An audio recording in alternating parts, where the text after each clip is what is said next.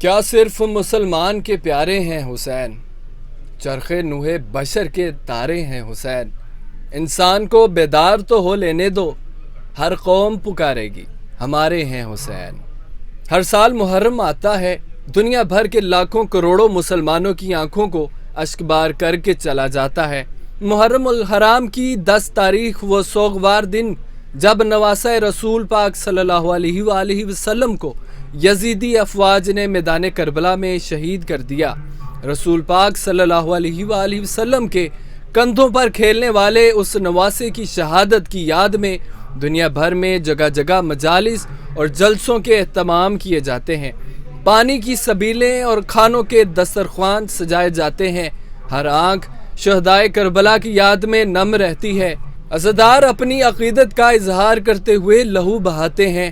دنیا کو باطل اور سچ کی جنگ میں جیت جانے والوں کی گواہی دیتے ہیں۔ اس جنگ میں رسول صلی اللہ علیہ وآلہ وسلم کے گھرانے نے جانوں کے نذرانے دیتے ہوئے گھر بار لٹا دیا، مگر صبر کر کے پوری دنیا کو بتایا کہ صبر کرنے والے کبھی مرتے نہیں ہیں۔ میدان کربلا میں صبر کرنے والوں نے ایسی مثالیں قائم کیں جو رہتی دنیا تک انسانیت کے ذہن اور خیالات کو دھنگ کرتی رہیں گی۔ امام حسین کی ذات اقدس کے وہ پہلو میدان کربلا میں نمایاں ہوئے جو آج بھی پوری دنیا کے انسانوں کے لیے راہ ہدایت کا سامان کر رہے ہیں۔ اہل و عیال سمیت تن قربان کر کے بھی صبر و استقلال سے دشمن کے سامنے ڈٹے رہے۔ اسی جرت اور ہمت کی یاد میں آج بھی نوجوان انسانیت کی خدمت میں مصروف نظر آتے ہیں۔ محرم کے مہینے میں پوشیدہ یہ پیغام اہم ہے کہ انسان کسی بھی مقام و مرتبے پر فائز ہو، اللہ رب العزت اس کا امتحان ضرور لیتا ہے، اور سرخرو وہی ہوتے ہیں جو اس امتحان میں کامیاب ہوتے ہیں۔ ہماری مذہبی تاریخ میں ایسے بہت سے واقعات نظر آتے ہیں جن میں اللہ کے پسندیدہ بندوں کو قربانیاں دینی پڑیں۔ نئی بات ڈیجیٹل کی ویڈیوز دیکھنے کے لیے ہمارا چینل سبسکرائب کیجیے اور بیل آئیکن پہ کلک کرنا مت بھولیے گا۔ السلام علیکم، نئی بات ڈیجیٹل کے ساتھ میں ہوں آپ کا میزبان عمران یوسف۔ ناظرین، آج کربلا پہ بات ہوگی، کربلا میں جو عظیم شہادتیں ہوئی ہیں اس پہ بات ہوگی۔ محرم الحرام میں میرے آپ کے پیارے حسین پہ جو بیتی اس پہ بات ہوگی۔ ناظرین، آج کے انٹرویو میں میرے ساتھ موجود ہے علامہ ڈاکٹر محمد حسین اکبر صاحب۔ سر السلام علیکم۔ السلام ورحمۃ اللہ وبرکاتہ۔ سر، آپ بہت بڑے عالم ہیں، غلطی کوتاہی معاف کر دیجیے گا۔ اور سب سے پہلے جو میں چاہوں گا کہ آپ جو ہے فلسفہ شہادت ہے نا، اس پہ تھوڑا سا بتائیے کہ کیا فلسفہ ہے یہ؟ بہت بہت شکریہ۔ بسم اللہ الرحمن الرحیم۔ سب سے پہلے تو میں طالب علم ہوں اور طالب علم کی حیثیت سے گزارش کرنا چاہتا ہوں، خداوند متعال نے انسانوں کی ہدایت کے لیے انبیاء، رسل اور کتابیں نازل فرمائی۔ پہلے اپنے نبی کو بھیجا، مخلوق بعد میں خلق فرمائی، تاکہ کل کوئی یہ نہ کہے کہ ہمیں تو کوئی بتانے والا نہیں تھا۔ آدم علیہ السلام اللہ کے نبی بن کر آئے، بے شک سب سے پہلے نبی اور آخری نبی حضرت خاتم النبیین حضرت محمد مصطفیٰ صلی اللہ علیہ وآلہ وسلم کی ذات ہے۔ جو باتیں حضرت آدم علیہ السلام نے پیش کی وہ بھی دین اسلام تھا، جو مختلف مدارج ترقی کے طے کرتا کرتا کرتا رسول اکرم صلی اللہ علیہ وآلہ وسلم کے زمانے میں دین کامل ہوا، اور اس کی تکمیل کا اعلان جو ہے جب رسول اکرم صلی اللہ علیہ وآلہ وسلم نے آخری حج کیا، بلکہ ان کی زندگی کا ایک ہی حج تھا، اولین و آخرین حج تھا، فریضہ حج ادا کر کے جب اپنے اصحاب کے ساتھ آپ مکہ چھوڑ کر جوفہ ایک میقات ہے جہاں سے حاجی احرام باندھتے ہیں، مکہ اور مدینہ کے درمیان یہ جگہ ہے، وہاں ایک جگہ جس کا نام خم ہے، غدیر تالاب ہے، عربی زبان میں تالاب کو کہتے ہیں غدیر، تو وہ غدیر خم کے نام سے یعنی خم کا تالاب مشہور تھا۔ تو وہاں پر یہ وحی نازل ہوئی کہ یا رسول بلغ ما انزل الیک من ربک، اے میرے رسول جو کچھ تم پہ نازل کیا گیا اب اس کو یہاں پہنچا دو۔ پورا واقعہ غدیر موجود ہے، اعلان ہو گیا کہ تمام لوگ یہیں سٹے کرو، اونٹوں سے پلانے اتار دو، جو پیچھے رہے گے ان کو انتظار کرو، جو آگے چلے گا ان کو اکٹھا کرو۔ یہاں پر آپ نے 1,24,000 40,000 مختلف روایات ہیں، بس جتنے بھی حجاج کرام اور اصحاب آپ کے ساتھ تھے، کیونکہ یہاں سے راستے پھوٹتے تھے، کوئی یمن جا رہا تھا، کوئی مصر جا رہا تھا، کوئی شام جا رہا تھا، ایک قسم کا یہ جنکشن تھا جہاں سے قافلوں نے الگ الگ جانا تھا۔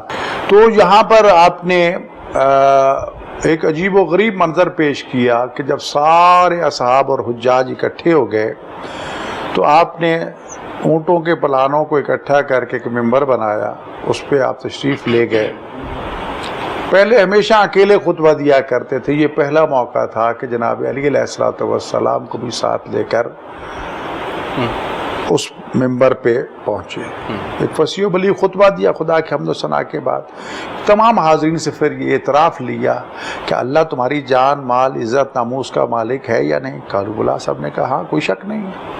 کہا کیا میں محمد مصطفیٰ تمہاری جان، مال، عزت، ناموس کا مالک ہوں یا نہیں؟ سب نے کہا کہ بلا، کوئی شک نہیں ہے۔ یہ اعتراف لینے کے بعد پھر آپ نے مولا علی علیہ السلام سے کہا کہ میرے قریب آؤ، قریب ان کا ہاتھ پکڑا، بلند کیا، بلند کر کے سب کو مخاطب کر کے فرمایا کہ سنو، من کنت مولا ہو فہذا علی مولا، جس جس کی جان، مال، عزت، ناموس کا میں مالک ہوں، اس کی جان، مال، عزت اور ناموس کا مالک علی ہے، جس جس کا میں مولا ہوں اس کا علی مولا ہے۔ اور پھر آگے جا کے فرمایا کہ علی کے بعد میری ذریت جو صلب علی ابن ابی طالب سے ہے، جو قیامت تک رہے گی، جو سارے معصوم ہیں، وہ تمہاری جان، مال، عزت، ناموس کے مالک ہیں۔ گویا کہ قیامت تک کی ضمانت دے دی کہ یہ دین اسلام جو میں نے پیش کیا تھا اللہ کے حکم سے، یہ آج مکمل ہو گیا اور اس کے محافظ ہو گئے۔ جب یہ اعلان ہو چکا پھر قرآن کی آیت نازل ہوئی کہ الیوم اکملت لکم دینکم واتممت علیکم نعمتی ورضیت لکم الاسلام دینا، کہ میرے حبیب آج دین میں نے مکمل کر دیا، جو دین تو چاہتا تھا وہ مکمل ہو گیا، اور اب یہ دین جو ہے تا قیام قیامت رہے گا۔ پھر آگے فرمایا کہ دوسری آیت میں کہ الیوم یائس الذین کفروا، آج کے دن کافر مایوس ہو گئے، اب یہ دین اسلام ختم نہیں ہو سکتا، فلا تخشوہم، اسے ڈرنے کی کوئی ضرورت نہیں، بخشونی، مجھ سے ڈر۔ جی تو یہ دین جو کلمہ توحید سے شروع ہوا تھا، یا ایھا الناس قولوا لا الہ الا اللہ محمد رسول اللہ صلی اللہ علیہ وسلم، اور جو اس من کنت مولا فہذا علی مولا کے اعلان پہ مکمل ہوا، اعلان ولایت پہ، اس کے لیے کتنی قربانیاں دی مسلمان، رسول خدا نے پتھر کھائے، اصحاب شہید ہوئے، جنگ بدر ہوئی، جنگ احد میں شہید دیے، جنگ خندق میں ہوئی، جنگ تبوک ہوئی، کتنے شہداء دیے، کتنی قربانیاں دیں، جناب خضر الکبریٰ سلام اللہ کتنا مال خرچ ہوا، ہجرت کرنا پڑی، اتنی تکلیفوں کے بعد 23 سال میں یہ دین مکمل ہوا۔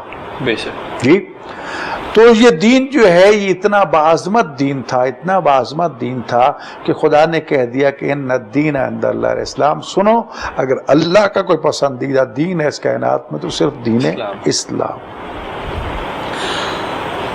اب جیسے کہ پہلے بھی میں عرض کر چکا ہوں کہ انسان سے، مخلوق سے خدا کو بڑی محبت ہے جی، اللہ نماز نہیں کھڑے ہو کے پڑھ سکتا، کہا بیٹھ کے پڑھ لو، بیٹھ کے نہیں پڑھ سکتا لیٹ کے پڑھ لو، لیٹ کے نہیں پڑھتا اشاروں سے پڑھ، روزہ نہیں رکھ سکتا کوئی بات، فدیہ دے دو یا تمہیں روزہ معاف ہے، زکوٰۃ میں مستطیع ہوں، خود فقیر ہوں، کوئی بات نہیں، زکوٰۃ نہیں تم پر، یہ آسانیاں ہیں، ٹھیک ہے۔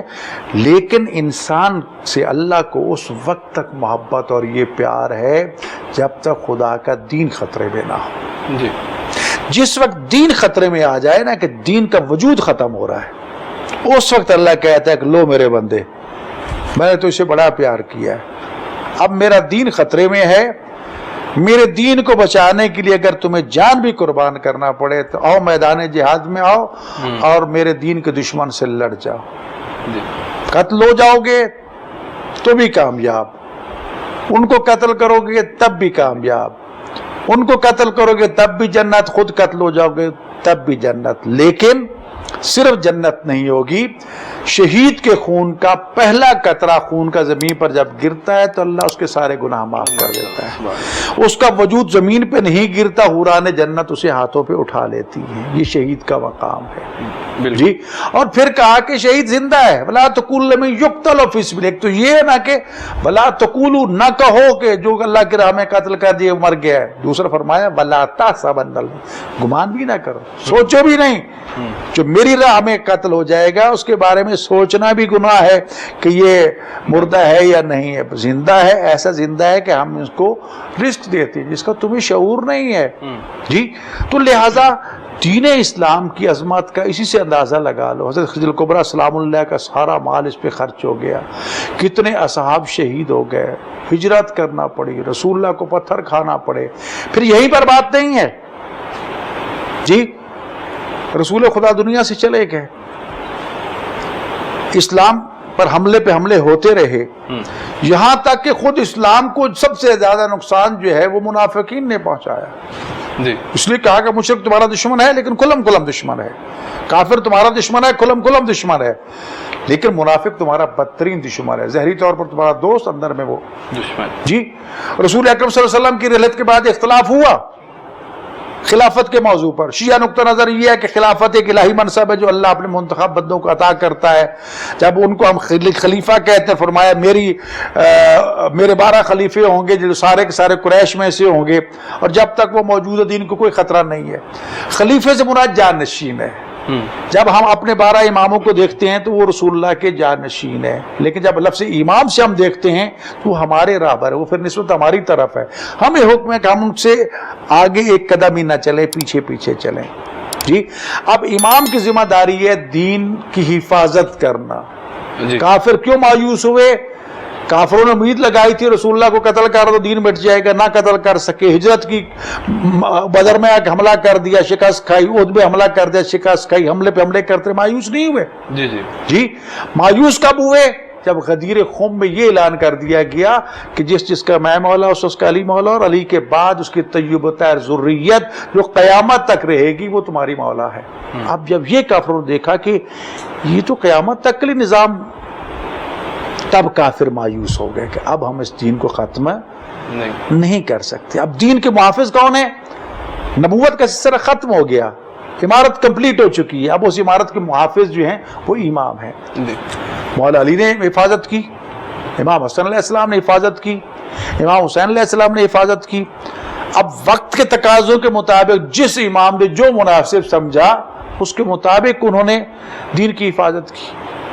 اب میں کیونکہ تاریخی تلخ حقائق موجود ہیں، اگر باتوں کو سامنے لاؤں تو شاید کسی کو ناگوار گزرے، لیکن یہ ضرور ہوا کہ امام حسین علیہ السلام کے بڑے بھائی نے دین کی بقا کے لیے، کیونکہ شام میں یہ شروع ہو چکا تھا کہ مولا علی کو گالیاں دی جا رہی تھی محراب و منبر سے جی۔ معاویہ ابن ابی سفیان گورنر تھا حضرت عثمان کے دور میں، ساری دنیا نے مولا علیہ السلام کی بیعت کر لی لیکن انہوں نے بیعت نہیں کی، جنگوں پہ آ گئے، جنگ صفین بھی ہے، جنگ نہروان بھی، یہ ساری طرح حقیقتیں موجود ہیں، لیکن کیونکہ امام حسن علیہ السلام بقول اہل سنت کے خلیفہ راشد تھے، 5ویں، شیعہ کے نزدیک امام تھے۔ اب انہوں نے جب دیکھا کہ میرے بابا کو گالیاں دی جا رہی ہیں تو کہا کہ یہ حکومت ہمارے لیے کوئی حیثیت نہیں رکھتی، گالیوں کا سلسلہ بند ہونا چاہیے، دین بچنا چاہیے۔ تو رسول خدا کا یہ فرمان تھا کہ الحسن والحسین ابنایا، یہ دونوں میرے بیٹے ہیں، کاما اور قادا، جنگ کریں تب بھی امام ہے، صلح کریں تب بھی امام ہے۔ اس لیے امام جعفر صادق علیہ السلام سے پوچھا کہ اگر امام حسن کی جگہ پہ امام حسین ہوتے تو کیا کرتے؟ فرمایا صلح، ٹھیک، اور اگر امام حسن امام حسین کی جگہ پہ ہوتے فرماتے جنگ۔ کیوں؟ امام حسن علیہ السلام کا دور دین بچانے کا تقاضا یہ تھا کہ مصالحت کا راستہ اختیار کیا جائے، ایگریمنٹ کیا جائے، جیسے صلح حدیبیہ تھی نا، اس کی شرائط تھی، اس طرح یہاں بھی شرائط لکھی گئی، اور جب تک آخری شرط باقی رہی ہے امام حسین علیہ السلام نے تلوار نہیں اٹھائی۔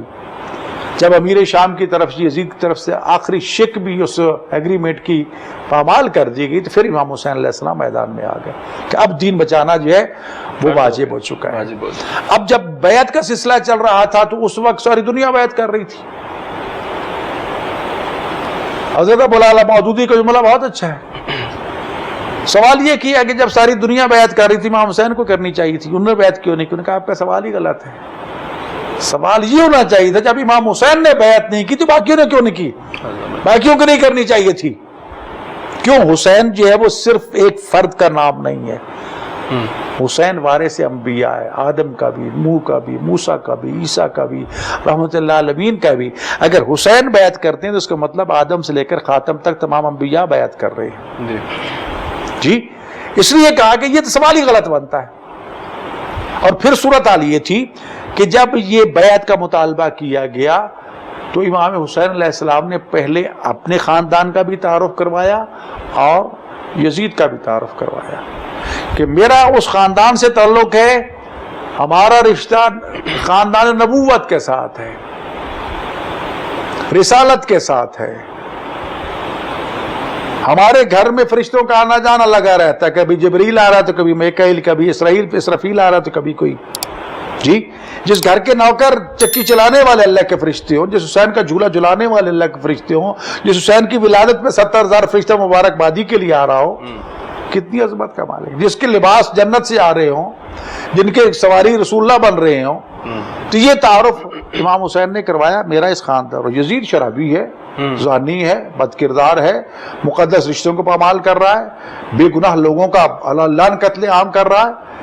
یہ سارا کرانے کے بعد پھر یہ نہیں کہا کہ میں حسین یزید کی بیعت نہیں کرتا، فرمایا مثل لا یبایع مثل، مجھ جیسا اس جیسے کی کبھی بیعت نہیں۔ عربی قواعد میں لفظ مضارع جہاں پر آتا ہے فعل مضارع، اس میں استمرار پایا جاتا ہے، یعنی صرف یہ نہیں کہ میں نہیں کروں گا، کہا کہ جو بھی میرے کردار کا مالک ہوگا کبھی بھی یزیدیت کے سامنے نہیں جھکے گا۔ تو آج حسین اور یزید دو نام تھے، یزیدیت اور حسینیت آج کردار بن کے دنیا کے سامنے آ چکے ہیں جی۔ اور یہ کردار جو ہے یہ برسر پیکار ہے، آج بھی ایک طرف حسین کی صفیں آراستہ ہیں، ایک طرف یزید کی صفیں آراستہ ہے۔ امام حسین کا استغاثہ کربلا کا موجود ہے، حل من ناصر ینصرنا، کوئی ہے جو میری مدد کرنے والا؟ فیصلہ ہم نے کرنا ہے کہ حسین کو لبیک کہہ کہ اس کی صفوں میں جانا ہے یا یزید کی طرف جانا ہے جی۔ حسین ابن علی نے اس دین کی عظمت کو اس وقت اور واضح کر دیا کہ جب یہ ارشاد فرمایا کہ ان کان دین محمد لم یستقم الا بقتل فیضیف خزینی، اگر دین محمد میرے قتل کے بغیر نہیں بچ سکتا، اور تلواروں مجھے ٹکڑے ٹکڑے کر دو، میں قتل ہونے کو تیار ہوں، نانا کے دین کو قتل نہیں ہونے دوں گا۔ اسی لیے ہجرت کی، مدینہ چھوڑا، بہت گناہگوار تھا۔ پھر لوگ کہتے ہیں جی مدینہ جو کوفہ والوں نے بے وفائی کی تھی، سب سے پہلے تو اہل مدینہ سے پوچھا جائے، اصحاب موجود تھے، صحابیات موجود تھی، بزرگ سے، انہوں نے امام حسین علیہ السلام کا ساتھ کیوں نہیں دیا؟ یزید کی بیعت کیوں کر لی؟ پھر صرف امام حسین نے مدینہ نہیں چھوڑا، حضرت عبداللہ بن عمر نے چھوڑا، حضرت ابوبکر کے بیٹے نے چھوڑا، حضرت عبداللہ بن زبیر نے چھوڑا، یہ سارے بیعت کا انکار کر کے آ گئے۔ طلحہ حسین نے تو انکار نہیں کیا، لیکن حسین کھلے راستے سے آئے، وہ چھپ چھپا کے آئے، مکہ پہنچے، وہاں پر حضرت عبداللہ بن زبیر نے اپنی طرف لوگوں کو بلانا شروع کر دیا، لیکن حسین خدا کی طرف بلاتے رہے جی۔ اب حج صرف طواف یا سعی یا قیام وقوف کا نام نہیں ہے، اصل روح تو دین کی بقا ہے۔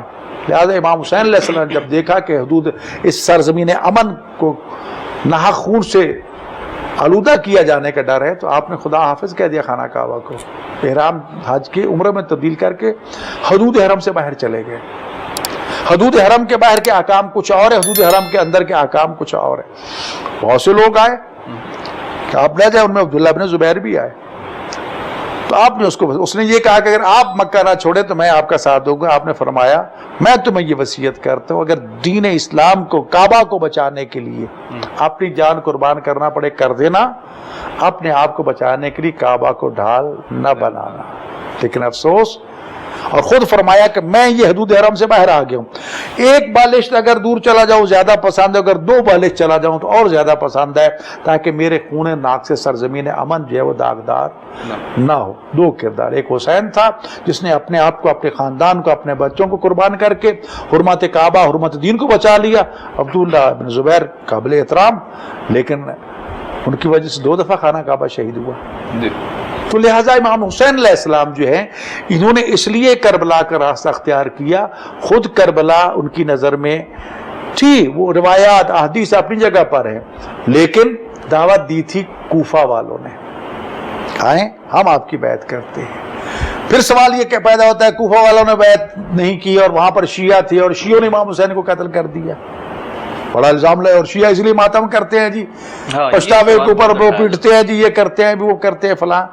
سوال یہ ہے کہ سب سے پہلی بات تو یہ ہے کہ کوفہ والے بے شک شیعہ تھے، لیکن حالات جو سامنے آئے کہ ابن زیاد امام حسین کا روپ دھار کے یزید کا گورنر بن کے آ کے دارالامارہ پہ قبضہ کر لیتا ہے اور تمام لوگوں کو جیلوں میں ڈال دیتا ہے جی، کرفیو لگ جاتا ہے، نہ کوئی جا سکتا ہے نہ کوئی آ سکتا ہے، ان حالات میں کوئی کیا کر سکتا تھا؟ نتیجہ کربلا نہیں جا سکے۔ اس کے بعد یہی کوفہ والے تھے جنہوں نے انتقام لیا، کچھ چھپ چھپا کے کربلا پہنچ گئے، کچھ نہ پہنچ سکے۔ سوال اس وقت یہ ہے کوفہ والوں پہ تو اعتراض ہم کر رہے ہیں، مدینہ والوں پہ کیوں نہیں کرتے؟ اگر حسین مدینہ سے چلے تھے نا، وہاں بھی بتا کے چلے تھے کہ میں کوئی لڑائی لڑنے نہیں جا رہا، کوئی قتل و غارت کے لیے نہیں جا رہا، کوئی جاگدار کے لیے نہیں جا رہا، میں اپنے نانا کے دین کی حفاظت کے لیے اور اپنے نانا کی امت کی اصلاح کے لیے جا رہا ہوں، اپنا پروجیکٹ، اپنا منصوبہ، اپنا سارا کچھ وہاں بتا کے چلے تھے۔ یہ نہیں کہ اتفاق کر نکل پڑے، پھر بچوں کو بھی ساتھ لیا، سب کچھ لیا، لڑنے والا بچے ساتھ لے کے جاتا ہے؟ نہیں، لڑنے کے لیے نہیں گئے تھے۔ نتیجہ یہ ہے کہ جب یزید کو پتا چلا تو ابن زیاد نے حر کو بھیجا کہ حسین کو گھیر گھار کے کہیں صحرا میں لے جا۔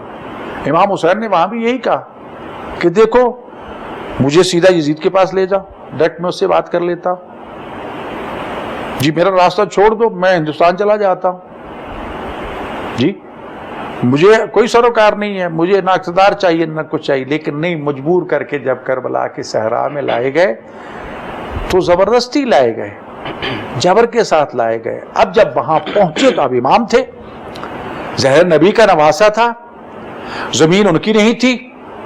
پھر جب دیکھا کہ احادیث میں بھی ہے، روایات میں بھی ہے، اخبار رسول بھی تھی، جناب ام سلمہ کو رسول خدا صلی اللہ علیہ وسلم نے ام المومنین کو کربلا کی مٹی دے دی تھی کہ جب یہ سرخ ہو جائے تو سمجھ جانا میرا حسین شہید ہو گیا، تو یہ روایات بھی موجود تھی۔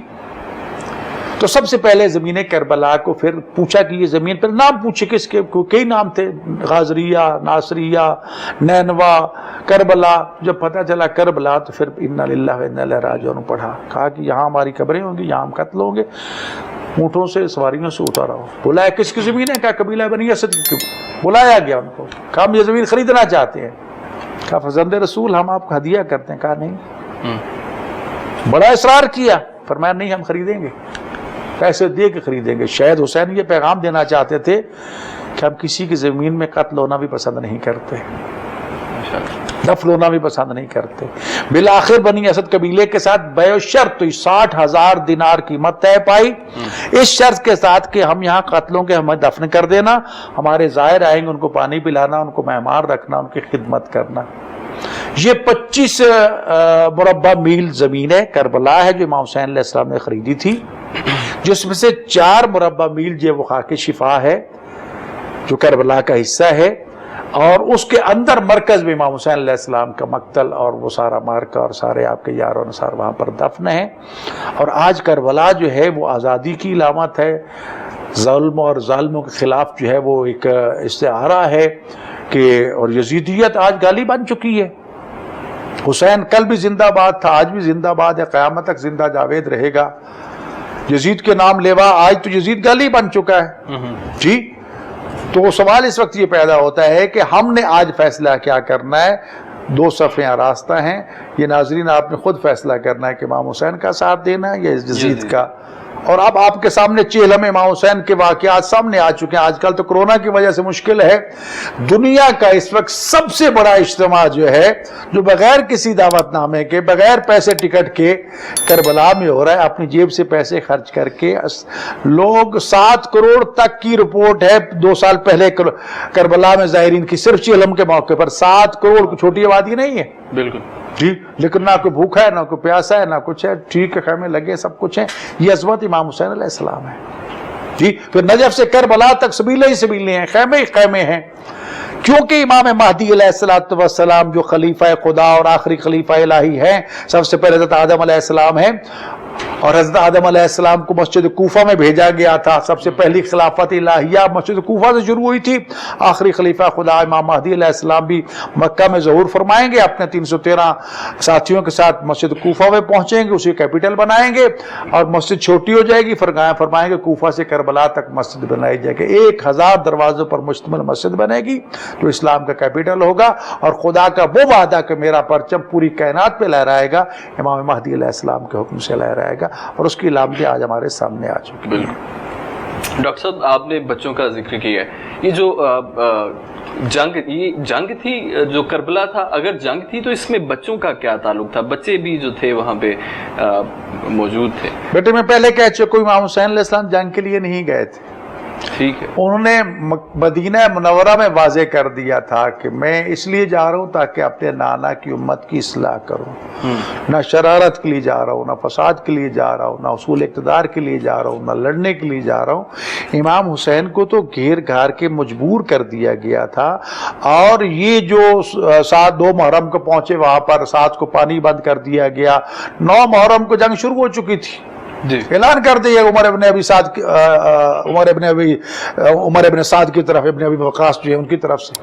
جی تو پھر بھی امام نے مہلت دی ہے کہ آج کی رات بھی سوچ لو. 10 محرم کا جب دن ہوتا ہے امام حسین کی طرف سے تیر نہیں چلتا. عمر ابن سعد ابن ابی وقاص سارے یزیدیوں کو مخاطب کر کہتا ہے گواہ رہنا سب سے پہلا تیر فرزند زہرا کی طرف میں چلا رہا ہوں. تو پہل کس نے کی؟ جنگ کس نے شروع کی؟ امام حسین نے نہیں. جی ظہر کا وقت ہوتا ہے, نماز پڑھ رہے ہیں, نمازی تیر چلاتا ہے, لیکن امام حسین تیروں کے سائے میں نماز قائم کر رہے ہیں. دنیا کو بتا رہے ہیں کہ نماز کی عظمت کیا ہے. اصحاب سامنے کھڑے ہو گئے, سینہ تان کے کھڑے ہو گئے. جی عجیب نماز تھی کہ ہونٹوں سے خون تھا, لبہ مبارک سے جو الفاظ نکل رہے تھے خون آلود ہو کر خاک شفا بن رہے تھے. ادھر نماز ختم ہوئی, ادھر شہید ہو چکے تھے. تو لہٰذا امام حسین جنگ کے لیے نہیں گئے. جی اور اگر صلح کرنی ہوتی تو پھر بڑا آسان تھا, کیا بیعت کر لیتے, ختم. کہا نہیں, میں بیعت کرتا ہوں, جس کا مطلب یہ ہے کہ آدم سے لے کر رسول اللہ تک سب بیعت کر رہی ہیں. وارث انبیاء ہے حسین. یعنی یزید, پھر خود یزید سے پوچھو نا, جب ساری دنیا تیری بیعت کر لی تھی امام حسین کو کیوں مجبور کر رہا ہے؟ اگر ایک بندے نے نہیں کی تو کیا ہوا؟ اس کو بھی پتا تھا کہ باقیوں کی بیعت کی کوئی حیثیت نہیں ہے. بیعت حسین کی ہوگی تو تب مجھے خلیفہ خدا مانا جائے گا. وہ خلیفہ خدا, خلیفہ رسول بن کے بیٹھنا چاہتا تھا جو اس کے لائق قطع نہ تھا. جی یہی وجہ ہے کہ جنگ امام حسین نے شروع نہیں کی, لیکن دین کی خاطر علی اصغر جیسے قربان کر دی, 6 ماہ کے بچے قربان کر دی, جوان علی اکبر قربان کر دیے, قاسم قربان کر دیا, اپنے دوست بھائی 80 سال کے بوڑھے اپنے ساتھی حبیب بن مظاہر جیسوں کو قربان کر دیا, تاکہ نانا کا دین بچ جائے. دین کی خاطر, دین کی خاطر. جب یہ پابندی لگائی 7 محرم کو فرات سے خیمے اٹھا لو, اکیلا مولا غازی کافی تھے, کسی کی جرت تھی سارے یزیدیوں کو تحت کر دیتے. لیکن امام نے فرمایا نہیں, عباس خیمے یہاں سے اٹھا لو. روایت میں ہے کہ امام زہرے کے امام کے حکم کا انکار تو نہیں کر سکتے تھے, بالکل نہیں کر سکتے. جی لیکن دل تو دکھی تھا نا. اور شاید حسین یہ جانتے تھے کہ اگر آج خیمے یہاں سے نہیں اٹھائے جاتے اور جنگ شروع ہو جاتی ہے تو مورخ یہ لکھے گا فرات کے پانی کا جھگڑا تھا, حق و باطل کا مارکا نہیں تھا. ہمیشہ کے لیے مورخ کا منہ بند کر رکھ دیا. کربلا میں حسین نے ظلم کا مقابلہ مظلومیت سے کیا, بھوک اور پیاس کا مقابلہ صبر سے کیا. علی اصغر جیسوں کو قربان کر کے یہ بتا دیا کہ یہ مظلوم ہے. اور یہی وجہ ہے, یہ واقعہ تاریخ میں موجود ہے کہ جب یہ قیدیوں کا قافلہ یزید کے دربار میں پہنچا تو اس نے تمام ملکوں کے سفراء کو بلایا کہ میرے باغی مارے گئے, ان کو قتل کیا ہے. تو سفیر روم نکلا, میں دیکھوں تو صحیح. اب شہداء کے سر نوک نیزہ پر تھے, ایک کو دیکھا کہ جوان ہے, ہو سکتا ہے بغاوت کی ہو.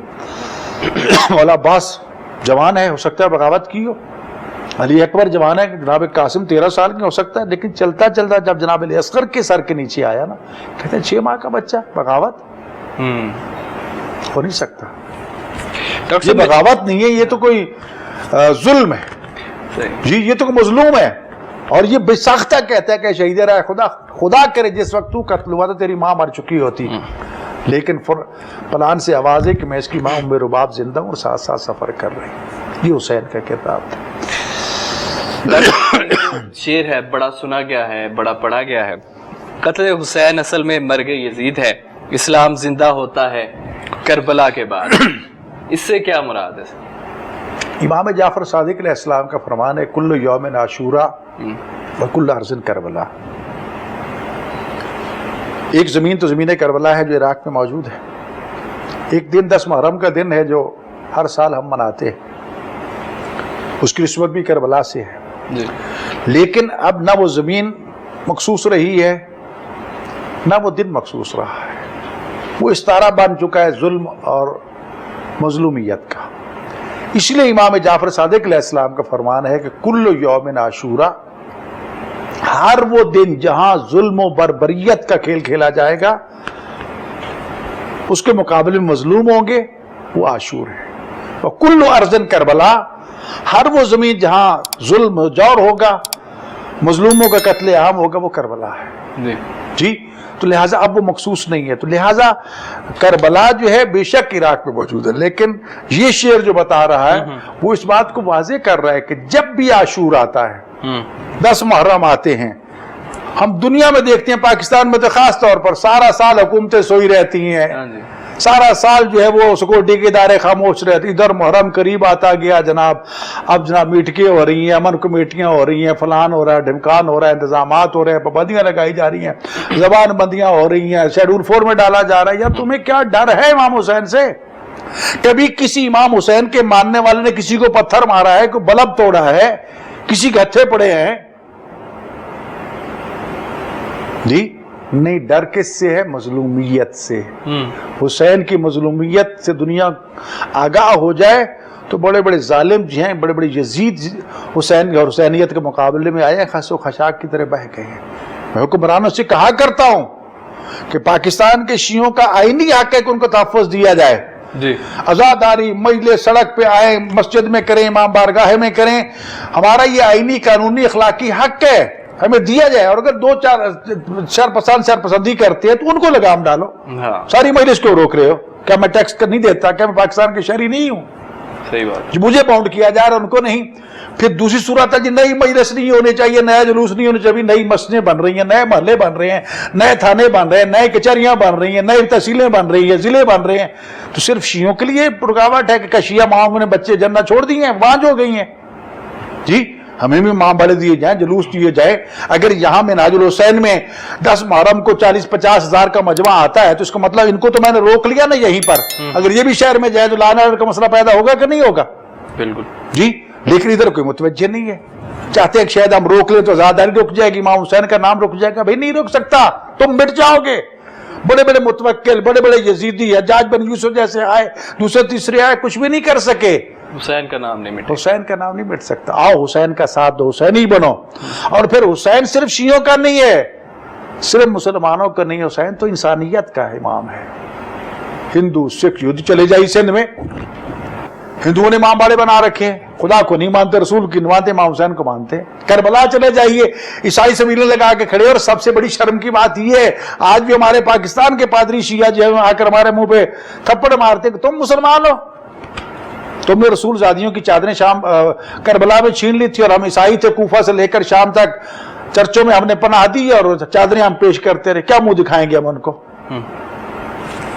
اور وہ چرچ موجود ہیں، اور پھر ان شہداء کے سروں کے موضوع دے کر مسلمان ہو گئے سارے کے سارے. تو اس لیے میرے بھائی بات یہ ہے کہ واقعاً ہر کربلا جب بھی عاشور آتا ہے تو ایک نیا ولولہ، ایک نیا جذبہ. اور جس طرح قرآن کریم کی عظمت ہے نا، قرآن کریم کے واقعات پرانے نہیں ہوتے. قرآن کریم کے واقعات زمان و مکان کی قید سے آزاد ہے. قرآن سے جو بھی ہدایت چاہتا ہے قرآن اس کو ہدایت دیتا ہے. بالکل اس کی زندہ مثال دنیا میں کربلا ہے. بے شک قرآن کو جتنی مرتبہ پڑھو نئی لذت آئے گی. یہی مجلسیں، یہی شہادتیں، یہی مسائل ہر روز پڑھے جاتے ہیں، لیکن وہی لطف ہوتا ہے. ایک نیا آنسو بہ نکلتے ہیں، نہیں رکتے. روک کے دیکھو دنیا کے کسی اپنے پیارے سے پیارے کے غم میں چند سال زیادہ اس کو بھول جاتے ہیں، لیکن یہ غم وہ ہے جو انسان کے رگ و ریشے میں بسا ہوا ہے. جی نہیں ختم کرتے آپ اس کو.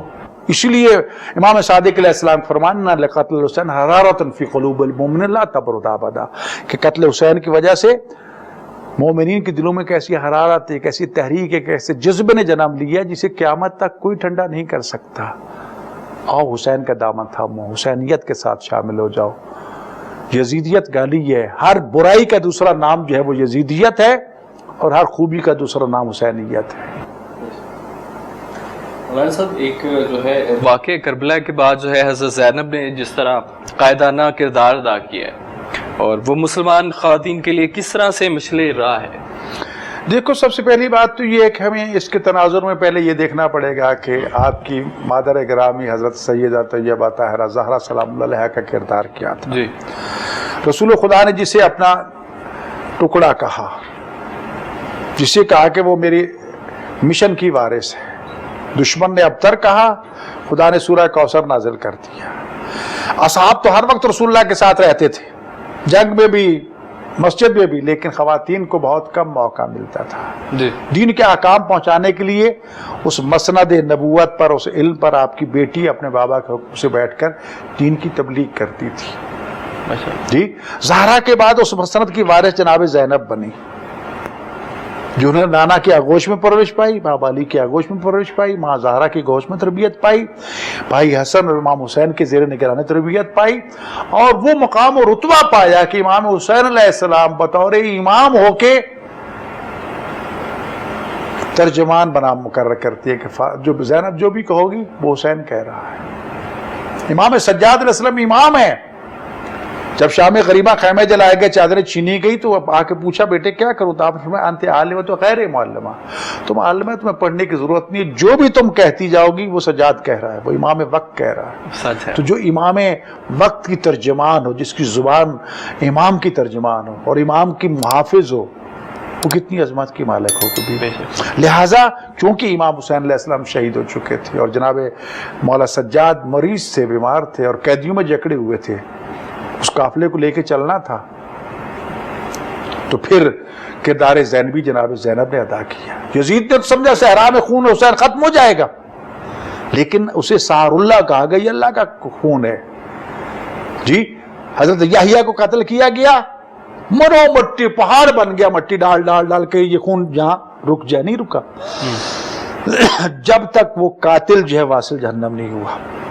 حسین کی مثال حضرت یحییٰ علیہ السلام سے. حضرت یحییٰ بھی 6 مہینے کے بعد پیدا ہوئے تھے، امام حسین بھی، وہ بھی مظلوم تھے، یہ بھی مظلوم تھے، ان کو بھی ظلم سے شہید کیا گیا، ان کو بھی ظلم سے شہید کیا گیا. ان کا خون بھی اس وقت تک نہیں رکا جب تک ان کے قاتل کو کافر کردار تک نہیں پہنچا دیا گیا. امام حسین علیہ السلام کا خون آج بھی روز عاشور مقتل میں نمایاں ہوتا ہے، آج بھی، اور جب تک ان کے خون کا انتقام نہیں لے لیا جاتا اس وقت تک وہ خون جاری رہے گا. لوگ کہتے ہیں آپ جلوس کیوں نکالتے ہیں، ذوالجناح کیوں نکالتے ہیں؟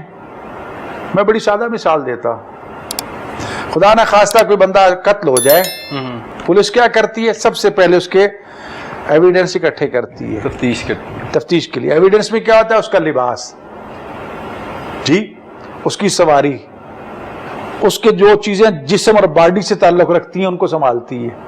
پھر اس کے قریب جو چیزیں ہوتی ہیں وہ اکٹھی کرتی ہے اور ان کو سنبھال کے رکھ لیا جاتا ہے. پھر دوسرے ایویڈنس لیے جاتے ہیں انسانوں کی صورت میں.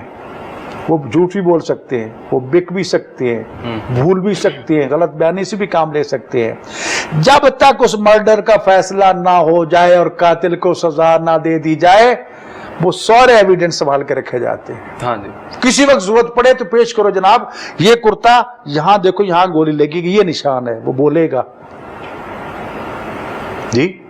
امام حسین علیہ السلام کے قتل کا ابھی تک فیصلہ نہیں ہوا. عرب کا قانون دستور ہے کہ جس مقتول کے خون کا انتقام نہیں لے لیا جاتا اس کی قبر پہ اس وقت تک سرخ پرچم لہراتا ہے. دیکھو نا، سرخ پرچم میں شہید ہے، اس کا مطلب یہ ہے کہ ابھی اس کا انتقام نہیں لیا گیا. آج بھی کربلا میں امام حسین مولا عباس کے گنبدوں پر، روزوں پر سرخ علامت، جس بات کا اعلان ہے کہ ابھی ان کے خون کا انتقام لینا باقی ہے. جی. انتقام لینا باقی ہے، پھر ایویڈنس سنبھال کے رکھنا بھی باقی. ایویڈنس کیا تھا؟ ذوالجناح تھا. ایویڈنس کیا تھا؟ علم تھا. ایویڈنس کیا تھا؟ جھولا تھا. ایویڈنس کیا تھا؟ خون کرتے تھے، تعزیے تھی. یہ جو ہم چیزیں اٹھا کے سامنے لاتے ایویڈنس دکھاتے ہیں. یہ راستے میں روک دیتے, سڑکیں ٹریفک بلاک ہو جاتی ہے. ذرا بتاؤ نا کسی مقتول کے وارث جب لاش اٹھا کے سڑک پہ آ جاتے ہیں, ساری دنیا ساتھ کھڑی ہو جاتی ہے, اس وقت بھی کہا کرو راستہ رک گیا جی. تو ہم بھی تو وہ جنازہ لے کے آتے ہیں نا کہ حسین کو جس کو بے گور و کفن دفن کیا گیا تھا,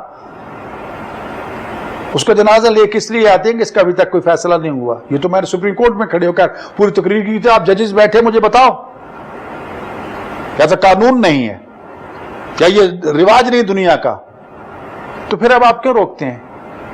عقیدت کا پہلو ایک طرف ہے, آپ اس طرف آئے نا, ہم دور سے دیکھتے ہیں علم پہچان جاتے ہیں یہ کیا ہے. آپ نے ایک جھونپڑی پہ علم کو دیکھ لیا, آپ کا فوراً ذہن کربلا پہنچ جائے گا, مولا غازی کا علم ہے. کربلا امام حسین تک پہنچ گئے, امام حسین تک پہنچ گئے, پورا واقعہ کربلا آپ کے ذہن میں آ گیا, کربلا ذہن میں آ گیا, دین اسلام ذہن میں آ گیا, دین اسلام آ گیا, خدا اور رسول سامنے آ گئے. تو یہ چھوٹا سا علم جو ہے یہ تو آپ کو امام حسین اور خدا تک پہنچاتا ہے. تو لوگ اس کو مخالفت کرتے ہیں. باقی علموں کی کیوں نہیں مخالفت؟ ساری پارٹیوں کے جھنڈے لہرائے جا رہے ہیں, سارے گھوڑے یہاں سے گزر رہے ہیں, اس کی مخالفت کیوں نہیں ہے؟ تو میرے بھائیو یہ ایویڈنس ہے, تو دنیا کو دکھایا جاتے ہیں بھی یہ کچھ ہوا ہے وہاں کربلا میں, اس کو یاد رکھو جی. اس لیے ہم کہتے ہیں کہ امام مہدی علیہ السلام جب آئیں گے تو ظالموں سے انتقام لیں گے, انہی کی وجہ سے پرچم پوری دنیا میں لہرائے گا. اور اس کی مثال پہلے میں عرض کر چکا ہوں کہ چہلم کے موقع پہ اس پر کروڑوں کا مجمع کربلا میں جمع ہو رہا ہے. کوئی دعوت نامہ بھیجتا ہے, کوئی ٹکٹ بھیجتا ہے اپنی جیب سے, اپنے خرچے سے. لہٰذا آؤ حسینیت کا دروازہ کھٹکھٹاؤ. ڈاکٹر صاحب یہ اس محرم میں یہ جو باہر نکلیں گے لوگ, کیا اس میں ایس او پیز کا خیال کیا جائے؟ کیونکہ کرونا وبا ہے تو اس کے باوجود لوگ اکٹھے ہوں گے, تو اس میں آپ دیکھو میرے بھائی, سب سے پہلی بات تو یہ ہے کہ کرونا تو اب 2 سال ہو چکے ہیں. ان 2 سالوں میں ہم نے الیکشن بھی لڑے, ہم نے جلوس بھی نکالے, سیاسی جلوس, حزب اختلاف نے بھی, اپوزیشن نے بھی جلوس نکالے, حزب اقتدار نے بھی جلوس نکالے. ابھی یہ چند دن پہلے کشمیر کا الیکشن ہوا ہے, کیا کتنے بڑے بڑے جلسے ہوئے ہیں, وہاں تو کرونا کچھ نہیں کہا. کرونا صرف امام حسین کے غم میں آ جاتا ہے. اس کے باوجود ہم نے اپنے تمام پیروکاروں کو یہ حکم دیا ہے کہ ایس او پیز کا خیال رکھا جائے, سینیٹائزر کا استعمال کیا جائے, باقاعدہ ماسک جو ہے وہ رکھے جائے. اگر کوئی بھول کیا جائے تو اس کو, تو میں نے خود اپنے ادارے کے لیے کم از 35,000 کا آرڈر دیا ہے ماسک کا جی. نہیں کسی کے پاس اس کو دے سکا. اب تو لوگوں میں کافی اویئرنیس پیدا ہو چکی ہے. ہم نے تو یہاں تک ہے کہ یہاں کیمپ لگاؤ ویکسین لگانے کا جی, تک لوگ آتے لگائیں. تو اس لیے بات یہ ہے کہ عزاداری جو ہے وہ پچھلے سال بھی ہوئی, اس سال بھی ہوئی, ہوتی رہے گی. بلکہ ان کے توسل سے تو بیماریاں دور ہوتی ہیں, سمجھ آ گئی. ہم ان کے توسل سے شفا مانگتے ہیں, لیکن احتیاط اپنی جگہ پر ہے. ہم سب کو تاکید کر رہے ہیں, سوشل ڈسٹینس جو اس کا بھی خیال رکھ رہے ہیں, صفائی نظافت کا, سپرے کا, دوسرا تیسرا وہ سارا کر رہے ہیں. اور ساری قوم سے کہہ رہے ہیں کہ جہاں آپ نظر و نیاز پکاتے ہیں وہاں اس میں ایک اضافہ نظر و نیاز کا یہ ماسک کر دیں اور سینیٹائزر بھی کر دیں. یہ بھی ایک راستہ ہے رائے خدا میں دینے کے لیے. تو انشاءاللہ تعالیٰ کوئی ایسی بات نہیں ہے. ہمیں حکومت سے توقع ہے کہ ان کو بہانہ بنا کے عزاداری نہیں روکے گی, اس سے یقیناً مسائل پیدا ہوں گے. ہم ایسے پہلے بھی عمل کر چکے, حکومت اس کا برملا اعتراف کر چکے کہ جتنا شیعہ قوم نے تعاون کیا ہے یا علماء نے تعاون کیا ہے, باقی تاجروں وغیرہ نے, باقی قوم نے تعاون نہیں کیا. سر آخری سوال ہے آپ سے. ایک کورٹ ہے, ایک جو خانوادہ اہل بیت کا اصل امتحان واقعہ کربلا کے بعد شروع ہوتا ہے, اس سے کیا مراد ہے؟ دیکھیں امتحان 2 طرح کے. ایک امتحان تھا امام حسین علیہ السلام کا, خدا کا وعدہ ہے کہ وَلَنَبْلُوَنَّكُم بِشَيْءٍ مِّنَ الْخَوْفِ وَالْجُوعِ وَنَقْصٍ مِّنَ الْأَمْوَالِ وَالْأَنفُسِ. قرآن کی آیت ہے, اللہ کہتا ہے ہم نے ایک بار ایک امتحان لینا ہے. انبیاء کے امتحان لیے, اس لیے مولا علیہ السلام ارشاد فرماتے یہ نہ کہا کرو کہ میرے اللہ مجھے کسی امتحان میں مت ڈالنا, یہ کہا کرو مجھے ہر امتحان میں کامیابی عطا کرنا. امتحان تو ہوگا, جتنا امتحان ہوگا اتنا درجات بھی بلند ہوں گے بے شک جی. لیکن امام حسین علیہ السلام کے امتحان میں اور بعد والوں کے امتحان میں بڑا فرق ہے. امام حسین کا مقابلہ مرد تھے, مردوں کے ساتھ تھا ایسا ہی جی. لیکن جناب زینب اور اہل بیت کا مقابلہ عورتیں ہو کر یزیدیوں کے ساتھ, ظالموں کے ساتھ, بھائیوں کے قاتلوں کے ساتھ, بیٹوں کے قاتلوں کے ساتھ, بھائیوں کے قاتلوں کے ساتھ, بدماشوں کے ساتھ تھا, جنہوں نے چادریں چھینی تھی, جنہوں نے زخمی کیا تھا, ان کے ساتھ مقابلہ تھا. لیکن پوری تاریخ اٹھا کے دیکھ لیجیے, کیونکہ خانوادہ اہل بیت کا یہ سارا کا سارا سفر جو تھا اللہ کی رضا کے لیے اور دین کی بقا کے لیے تھا. ایسے چھوٹے سے چھوٹے بچے سے لے کر 80 سال کے بوڑھے تک کی تاریخ اٹھا کے دیکھ لیجئے, کہیں آپ کو یہ نہیں ملے گا کاش ہم کربلا میں نہ آتے, جاؤ اس شہادت پہ افسوس کیا. بلکہ 11 محرم کو جب یہ قافلہ قیدیوں کی صورت میں سر ننگے عورتیں بے پلان اونٹوں پر سوار ہو کر یزیدی جو ہے ان کو کوفہ لے جانا چاہتے ہیں, تو جناب زینب سلام اللہ نے وہاں پر جو ہاتھ اٹھا کے دعا کی تھی وہ یہ تھی, اللہم تقبل منی ھذا القربان, میرے اللہ اپنے دین کی خاطر میری یہ چھوٹی سی قربانی قبول کر لے. اس میں بھی پیغام تھا کہ ہمارا شہید ہونا بھی اللہ کی رضا کے لیے, اللہ کے دین کے لیے. یہ پیغام تھا زینب کا. جی پہلے کہہ چکا ہوں کہ انہوں نے سوچا تھا کہ صحرا میں خون جو ہے وہ ختم ہو جائے, کسی کو پتہ نہیں چلے گا. خون آج تک زندہ ہے. خیمے جلا دیے گئے کہ نام و نشان مٹ جائے گا. آج ساری دنیا خیمہ حسین میں بدل چکی ہے. یہ مسجد, یہ امام بارگاہیں, یہ سارا کچھ امام حسین کے خیمے نہیں تو اور کیا ہے. بھوکا پیاسا رکھا گیا کہ بھوک پیاس سے تنگ آ کے جھک جائیں گے. آج ساری دنیا امام حسین کے لنگر میں تبدیل ہو چکی ہے. یہ سبیلیں, یہ نیازیں, یہ سارا کچھ ختم نہیں ہوتا, کھانے والے نہیں ملتے, اتنا لنگر ہوتا ہے امام حسین کے نام پہ. تو امام حسین سے بڑا میزبان کون ہوگا جی.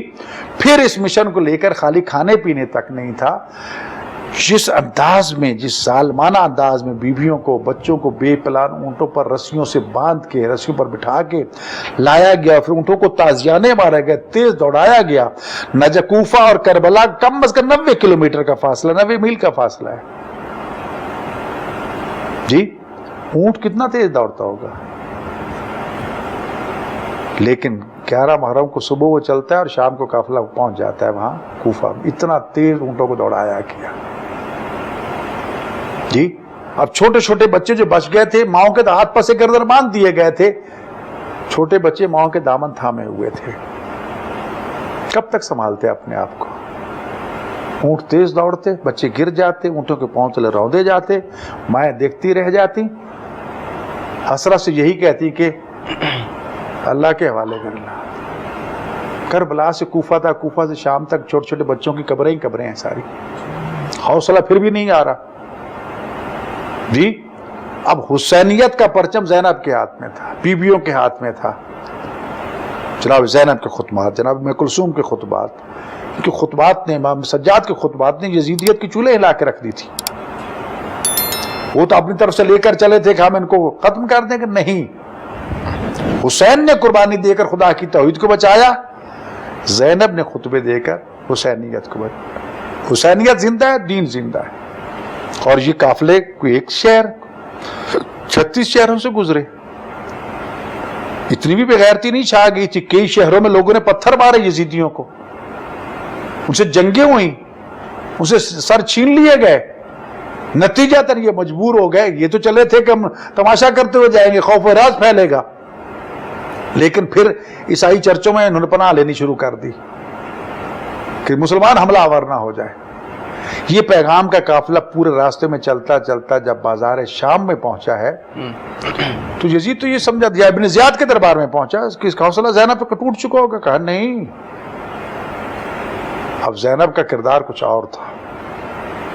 یزید کے دربار میں پہنچ, یزید نے تانا دے کے کہا خدا نے آپ کے ساتھ کیا کچھ کیا ہے. تھوڑے فخر سے کہا خدا نے بہت اچھا کیا ہمارے ساتھ, ہم اس کی رضا پہ راضی ہیں. اور اسے جو مخاطب کر کے اسکت یبن الطلقاء یہ لفظ کہے, طلقاء کہتے ہیں آزاد کردہ غلام.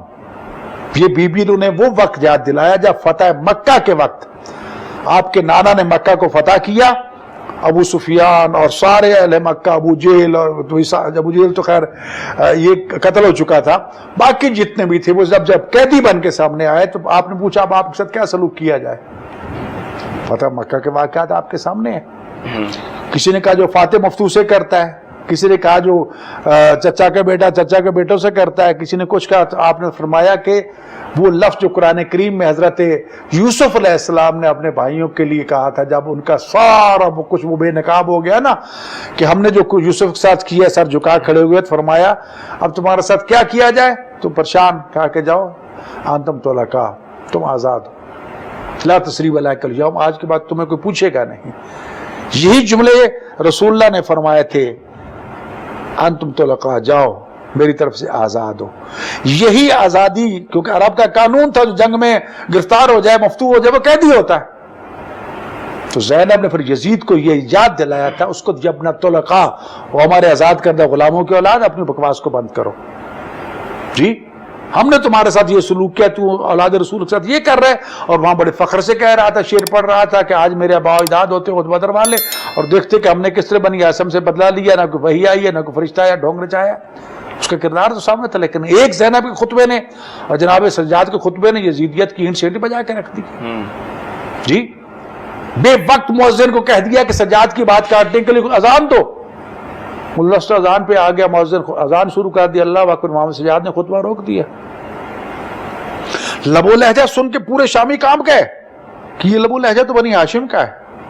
اس قیدی میں اتنی جرت، ہاتھوں میں ہتھکڑیاں، پاؤں میں بیڑیاں، گلے میں توق، یہ باپ کا سار، وہ بھائیوں کے سار، یہ عورتیں قیدی، پھر بھی اتنی جرت، یہ کوئی عام قیدی نہیں ہو سکتا. سجاد کا خطبہ چل رہا تھا، تعارف کروا رہے تھے، مجھے جانتے ہو میں کون، میں مکہ میں کا بیٹا ہوں، میں صفا مروہ کا بیٹا ہوں، محمد مصطفیٰ کا بیٹا ہوں، علی مرزا کا بیٹا ہوں، خدیجہ الکبریٰ کا بیٹا ہوں، فاطمہ الزہرا کا بیٹا ہوں. لوگ کہنے لگے ہمیں تو کہا گیا تھا یہ باقی ہے. یہ کون ہے بھائی؟ یہ تو تعارف کچھ اور ہے. پھر لب و لہجہ بنی ہاشم کا ہے. ایک کوہرام بپا ہو گیا پورے دربار میں. یزید پریشان ہو گیا، بغاوت ہو جائے گی. بے وقت مؤذن کا اذان کہو. ایک ہی راستہ ہے سجاد کے خطبے کو روکنے کا، امام زین العابدین کا. اس نے اللہ اکبر کہا، آپ چپ ہو گئے. آپ نے کہا اللہ اکبر. اس نے کہا اشہد ان لا الہ الا اللہ. آپ نے فرمایا میں بھی گواہی دیتا ہوں اللہ کے سوا کوئی معبود نہیں، صرف میں نہیں، میرا لون لوں، میرے بدن کا ایک ایک ذرہ ذرہ گواہی دیتا ہے. یہ اس نے کہا نا اشہد ان محمد رسول اللہ، تو فرمایا مؤذن چپ ہو جا، اسی محمد کا واسطہ. پر یزید کو مخاطب کر، یزید بتائی محمد تیرا نانا ہے یا حسین کا نام؟ اگر تو تیرا نانا ہے تو جھوٹ ہے. حسین کا نانا تو بتا، جس حسین کے نانا کی آزان تیرے دربار میں گونج رہی ہے، وہ حسین فاتح ہے یا تو فاتح ہے؟ حسین نے فتح کا تصور بدل دیا. دنیا سمجھتی تھی کہ دشمن کو قتل کر دو، اس کے ساتھیوں کو قیدی بنا لو، یہ فتح ہے. حسین نے کہا نہیں، سب کچھ قربان کر دو، مشن حاصل کر لو، یہ کامیابی ہے. آج جب یہ اذانیں گونجتی ہیں محراب و منبر میں اللہ اکبر کی صدائیں، یہ حسین کی فتح کا اعلان ہوتا ہے، یزید کا اعلان نہیں ہوتا. یہ جب اللہ اکبر اشہد ان محمد رسول اللہ جب اذان دیتے ہیں یہ اس کا اعلان ہے. آج بھی جمعے کے خطبوں کے درمیان تمام مسالک کے مسلمان امام جو ہیں ایک خطبہ پڑھ کے بیٹھ جاتے ہیں، پھر کھڑے ہو کے دوسرا خطبہ دیتے ہیں. یہ کیوں بیٹھتے ہیں؟ یہ امام حسین کی یاد میں بیٹھتے ہیں کہ جب رسول اللہ کی خدمت میں آئے مسجد نبوی میں، رسول اللہ خطبہ دے رہے تھے، خطبہ چھوڑ دیا، بیٹھ گئے، پھر خطبہ شروع کیا، حسین کی خاطر وقفہ کیا. آج تک وہ وقفہ چلا آ رہا ہے. حسین آج بھی نمازوں میں شامل ہے، آج بھی حسین اذانوں میں شامل ہے. یہ اذانیں جو اسلام کی فتح کا اعلان ہے، حسین کی فتح کا اعلان ہے. اور نتیجہ کیا ہے؟ یہ زینب سلام اللہ کے خطبات ہیں، یہ جناب سجاد کے خطبات ہیں، یہ مخدرات عصمت طہارت اور بیویوں کے یہ خطبوں کا، جنہوں نے زندان میں وقت گزارا، قیدوں میں وقت گزارا، لیکن نہ نماز قضا کی، نہ شکوہ کیا خدا کے یہاں. تو زینب کا کردار آج بھی زندہ و تابندہ ہے. آج بھی طلہ زینبیہ کربلا میں چلے جاؤ موجود ہے. جی تو حسینیت کو زندہ کرنے والی زینب تھی، وگرنہ یہ خاک کربلا میں صحرا میں خون حسین ختم ہو جاتا، کسی کو پتہ ہی نہ چلتا. تو اس لیے کہا جاتا ہے کہ کار حسینی وہاں ختم ہوا، کار زینبی شروع ہوا. تو جیسے شروع میں نے کہا کہ حسین کا مقابلہ تو مردوں کے ساتھ تھا، مرد تھے. زینب کا مقابلہ بدماشوں کے ساتھ تھا، شرابیوں کے ساتھ تھا، تماشائیوں کے ساتھ تھا. لیکن حوصلہ نہیں آ رہا. یزید سے یہ ڈنکے کی چوٹ پہ کہا کر لے جو تیرے پاس ہے، جتنے وسائل استعمال کر لے، نہ تو ہماری وحی کو ختم کر سکتا ہے، نہ ہمارے ذکر کو مٹا سکتا ہے. اور آپ دیکھ رہے ہیں ہر دور میں یزیدی مختلف روپ بدل کے آتے ہیں. مجلس بند کر دو، ماتم بند کر دو، فلاں یہ کر دو، وہ کر دو. کیا حسین مٹ جاتا ہے؟ پہلے سے بہت زیادہ ہوتا ہے. ہر سال آنے والا پہلے سے زیادہ ذکر حسین کو لے کے آ رہا ہے. لیکن لوگ عقل کے ناخن نہ لے تو ان کی اپنی قسمت. کہاں کہاں روکو گے، کس کس کو روکو گے؟ یہ ہمارے محترم وزیر موذی امور ڈاکٹر نور اللہ قادری صاحب مجھے چند دن پہلے بتا رہے تھے کہ میں نے سعودی عرب والوں کو کہا کہ یار میں کربلا گیا ہوں، وہاں تو زیارتیں بھی کھلی ہیں، نہ کوئی ماسک پہنا ہوا ہے کسی نے، سارے روزے کھلے ہیں، اور تم لوگوں نے عمرے کے لیے پابندیاں لگا رکھی ہیں، فلائٹس روکی ہوئی ہیں. تو کربلا میں تو لوگ شفا کے لیے جاتے ہیں بھائی، وہاں تو مریض صحت کے لیے جاتے ہیں، وہاں تو مردے زندہ کرتا ہے حسین.